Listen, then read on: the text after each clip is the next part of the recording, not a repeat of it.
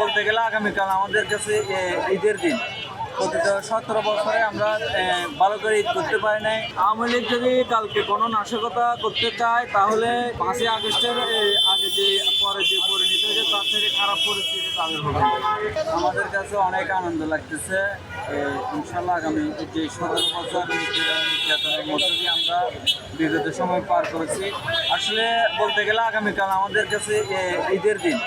অতীত 17 বছরে আমরা ভালো করে ঈদ করতে পারি নাই। মনে করেন আমাদের ঈদের দিন বলতে গেলে চলে, কালকে আমাদের ঈদের দিন।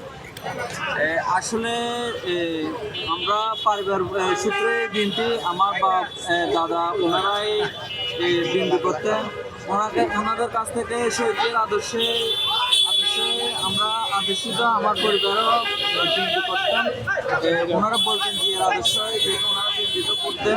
আমরা এই বিয়ের আদর্শ এবং আমাদের গণমানুষের মধ্যে বেগম খালেদা জিয়ার আদর্শে উদ্যোগিত হয়ে তার প্রমাণকে আমরা ভালোবাসি। আশা করে আশঙ্কা নয়, কালকে একটা সারা বাংলাদেশে একটি বিপ্লব ঘটবে। এই বিপ্লবের মধ্য দিয়ে নিষিদ্ধ ঘোষিত আওয়ামী লীগ আসার সুযোগ পাবে না ইনশাল্লাহ। আওয়ামী লীগ যদি কালকে কোনো নাশকতা করতে চায় তাহলে 5ই আগস্টের আগে যে পরে যে পরিণতি হয়েছে তার থেকে খারাপ পরিস্থিতি তাদের হবে।